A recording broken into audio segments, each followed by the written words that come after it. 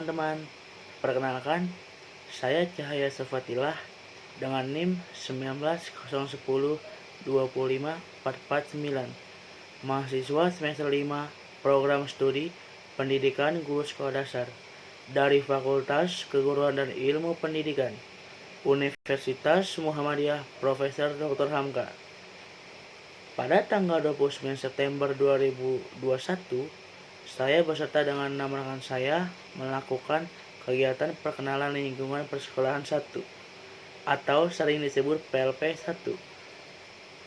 Pada kesempatan kali ini, saya akan melaporkan hasil PLP 1 kami di SDN Kalibata 04 Pagi yang beralamat di Jalan Kalibata Timur 4E, Pancoran, Jakarta Selatan. Sebelumnya, apa sih PLP 1 itu? PLP 1 adalah proses pengamatan atau observasi yang dilakukan mahasiswa program sarjana pendidikan untuk mempelajari aspek pembelajaran dan pengelolaan pendidikan di satuan pendidikan. Nah, sekarang apa sih tujuan PLP 1 itu? Tujuan PLP 1 membangun landasan jati diri pendidik atau tenaga kependidikan serta memperoleh pemahaman atau keterampilan mengenai pemanfaatan sarana-prasarana, manajemen lembaga, praktik kepemimpinan efektif, dan kultur lembaga yang menunjang terlaksananya proses pembelajaran di lembaga pendidikan formal. Selanjutnya, ini hasil video wawancara kami.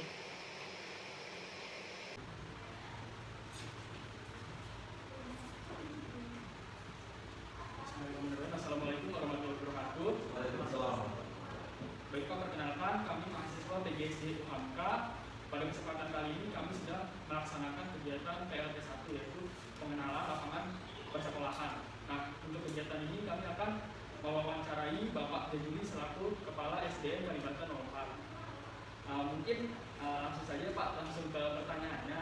Untuk yang pertama ini, bagaimana sih Pak karakteristik umum peserta didik di SDN Kalibata 04 Pak? Mungkin seperti latar belakang keluarganya atau lingkungannya itu seperti apa Pak? Baik, terima kasih. Karakteristik pada umumnya di murid atau siswa SDN Kalibata 04 ini bervariasi. Jadi, tapi paling banyak adalah masyarakat yang tergabung ekonomi menengah ke bawah. Jadi pada umumnya mereka ingin sekolah di sekolah negeri ini karena kebanyakan terbentur oleh biaya.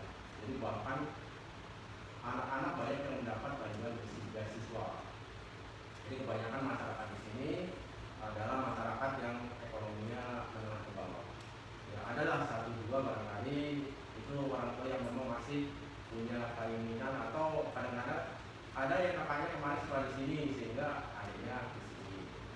Itu karakteristik dari siswa-siswi SDN Kalibata 04 yang kondisinya memang pada umumnya masyarakat ekonomi menengah ke bawah. Baik Pak, dilanjut ke pertanyaan berikutnya. Baik Pak, pertanyaan berikutnya bagaimana struktur organisasi sekolah dan tata kerja sekolah di SDN Kalibata 04 ini Pak?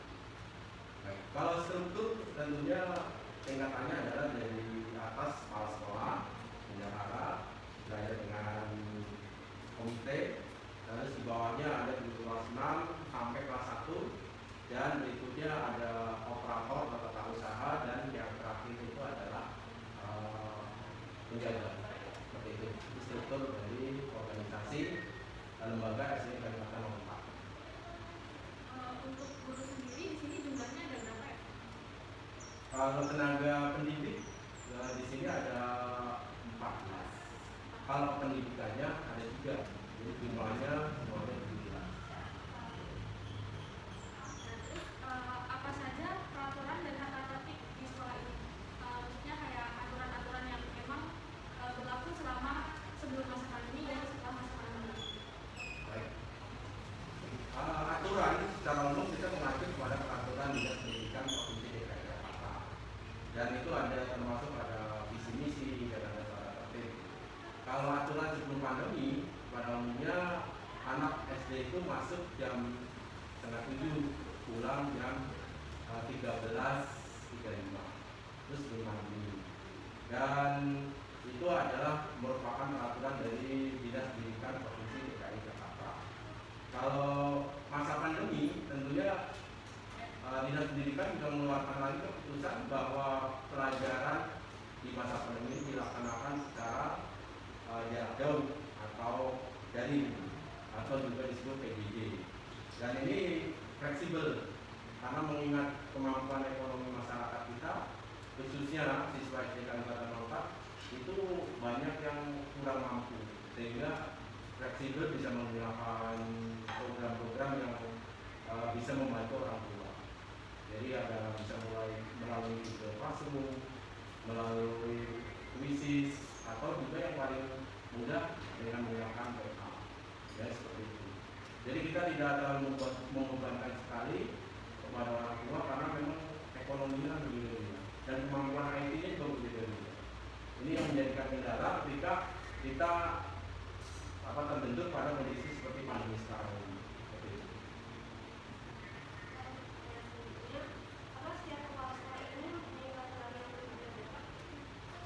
Ya tentunya untuk masing-masing lembaga di tiap sekolah mungkin di lingkaran sekolah punya peraturan yang berbeda, tapi secara umum kita terpedoman pada aturan dari Dinas Pendidikan, khususnya Dinas Pendidikan Provinsi DKI Jakarta dan umumnya Dinas Pendidikan Republik Indonesia. Seperti itu. Selanjutnya, adakah hukuman atau disiplin positif ketika peserta didik melanggar tata tertib sebelum adanya pandemi corona? Oke, baik. Tentunya untuk siswa yang tidak disiplin atau siswa yang malas, pasti kita ada aturan-aturan atau yang disebut dengan tata tertib sekolah. Misalnya, ketika anak tidak masuk sampai 3 hari, itu diberikan peringatan atau diberikan juga dipanggil orang tuanya, dan ketika dia tidak juga itu ada punya poin. Nah, itu pada umumnya baik SD, SMP, SMA itu punya poin-poin tersendiri. Sehingga kalau sudah mencapai 100 poin, nah anak ini akan diberikan sanksi sesuai dengan yang berlaku pada provinsi DKI Jakarta. Ya Pak, selanjutnya apa aja sih Pak kegiatan seremonial atau kegiatan formal yang ada di SD Kalibata 04? Baik, kalau formal itu pada umumnya kita biasa belajar pelajaran yang esensial. Di antaranya ada 9 bidang studi, meliputi pelajaran agama, PKN, bahasa Indonesia.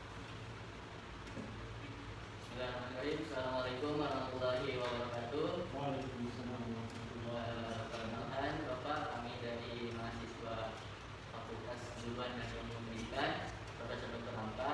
Kami khususnya dari program studi pendidikan guru sekolah dasar. Kami di sini ingin mewawancarai terkait LP1 Pak, terkait dari pengenalan lingkungan persekolahan.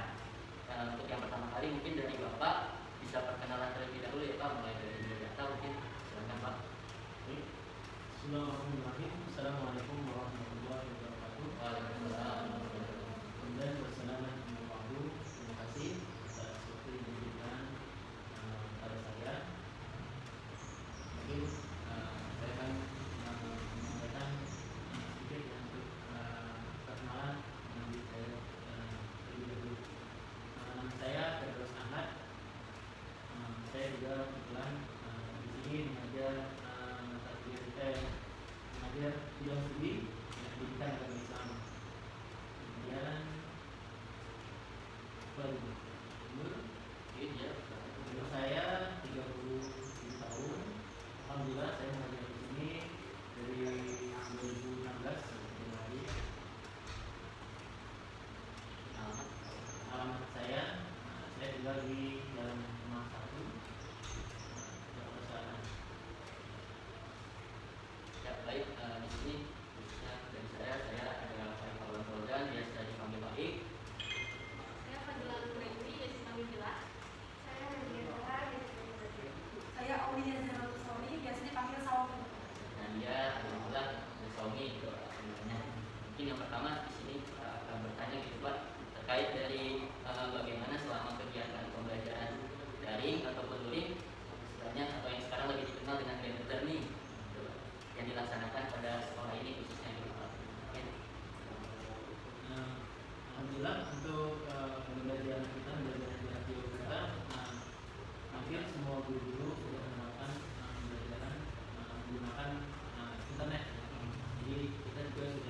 menggunakan Google Classroom dan untuk penyampaian materinya dan untuk penggunaan latihan dan juga quiz biasanya kita menggunakan Google Form dan juga Quizzes atau Kahoot dan lain sebagainya.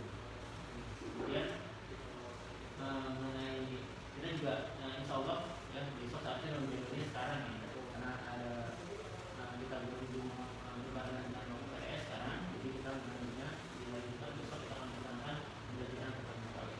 Kita nanti yang ya belajarnya nanti dibagi dua, jadi langsung dan sebagian juga melalui belajar karena itu terbatas. Jadi untuk saat ini berarti guru semuanya alhamdulillah modul-modul sudah selesai berarti ya Pak? Ya alhamdulillah Modul-modul sudah menerapkan sudah dapat berapa sertifikat juga ya Pak? alhamdulillah dilaksanakan semua. Dan kemarin bahkan kita dapat kategorinya modul berat. Alhamdulillah berarti kalau udah pendobrak murid juga dilibatkan, orang tua dilibatkan gitu ya. Alhamdulillah guru semua orang tua semua ikut mendukung untuk kegiatan pembelajaran tatap muka. Berarti terkait yang kedua dari aplikasi apa saja yang kita digunakan mungkin tadi sudah dijelaskan terkait dari Google Classroom, ya kan? Ada Google Form, ada dengan quiz atau dengan Kahoot. Mungkin Bapak bisa Ada